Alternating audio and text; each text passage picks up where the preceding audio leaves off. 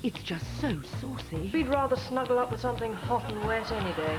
So naughty. I feel beautiful and so risque. I will ride naked on a large pig, if that isn't diabetes. I'm going to see your little collection of genitals. We can only show you this much of it in a trailer. It's a surefire hoot, isn't it? It's not just the patients who are behaving like animals. Beast, Saturday at 9:50 on BBC1. Now on BBC1, just before Bonnie and Clyde, the weather with Michael Fish. Hello again. If you were watching last night, you might recall that I talked to you about how unusual some of the weather had been in Australia, and today, indeed, is no exception. We started off with fairly clear skies across much of the continent, just one or two shower clouds, but as the heat of the sun got going, some really vicious storms developed here in the west, and more importantly, around the general area of Sydney. And it really was a vicious storm. Just look at the way the wind is howling here.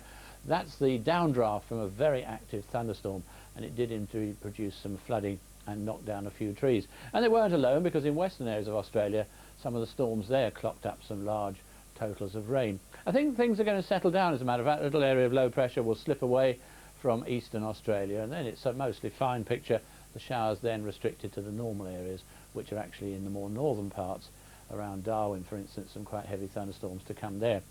Into Europe, very unsettled indeed in many places, areas of low pressure around, more than anywhere around the British Isles. This developing low is going to cause us problems, as we'll see in a minute, and it's also going to change the winds.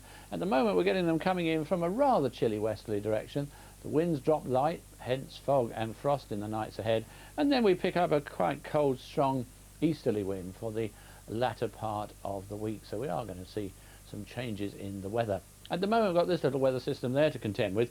It's slipping down across the country. It's bringing some outbreaks of rain with a little bit of sleetiness too on some of the higher hills. That eventually by the end of the night should clear away from southern areas. Then we're just going to be left with one or two showers, I think, near to those western coasts. As the skies clear later in the night in southern parts of the country, I think we could find some frost and icy roads, and certainly already we're seeing temperatures below freezing further north. So for central and eastern parts of both England and Scotland, watch out in the morning for those icy patches. A little ridge coming along on Monday, not perhaps strong enough to kill the showers entirely. I think we still will get some in the west, especially in the northwest. Nowhere near as many, not as heavy either. And for central and eastern areas it should be a dry and bright day, although there will be some cloud developing as time goes on. 7 or 8 degrees or so, normal temperatures for the time of year, not quite so windy, so not feeling as chilly. Now here's the problem for Tuesday. As that area of low pressure deepens and moves in, after a cold start with frost and fog in many places, eventually the wind will increase, bringing some rain, perhaps even some sleet over the moors into that southwestern part, and that'll push further and further north during the latter part of the day.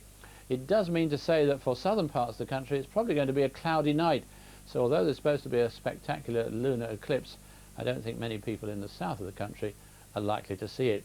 That frontal system continues northwards during Wednesday, so we're going to find rain with some sleet or snow, more particularly over the hills, not exclusively so, heading a little bit further northwards. And then on Thursday the front grinds to a halt and begins to move southwards again.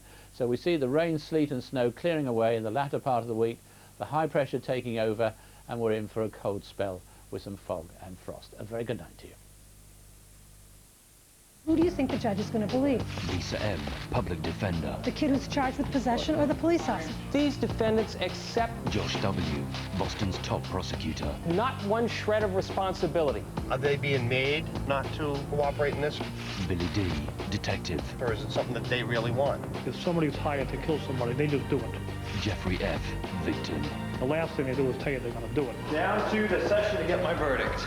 Vic T., assistant district attorney. By not guilty. Big fat not guilty. Inside the underbelly of the American justice system, a new documentary series, Boston Law, starts January 16th on BBC1.